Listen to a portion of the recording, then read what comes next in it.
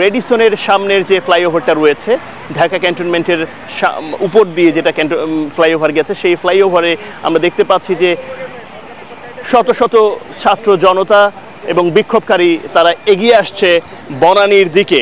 আমরা যতটুকু জানতে পেরেছি যে টঙ্গীর কলেজ গেট থেকে, গাজীপুর টঙ্গীর কলেজ গেট থেকে এই বিক্ষোভটি শুরু হয়েছে এবং তারা সেখান থেকেই টঙ্গী থেকেই প্রায় 200 শতাধিক ছাত্র জনতা, ছাত্র এবং অভিভাবক, এখানকার স্টুডেন্টের সঙ্গে আমরা কথা বলেছি, তারা এই ঢাকামুখী হচ্ছে, অর্থাৎ বনানীর দিকে এদিক দিয়ে যাচ্ছে।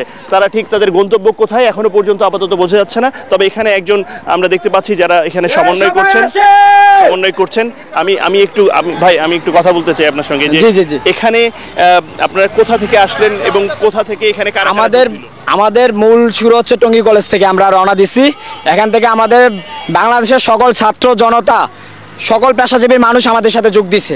আমাদের এই আন্দোলন ইনশাল্লাহ আজকে সফল হবে। আমাদের দাবি বেশি না, আমাদের এক দফা এক দাবি। এই মিছিলে কোথা থেকে কারা কারা যোগ হলো এটা একটু বলতেন।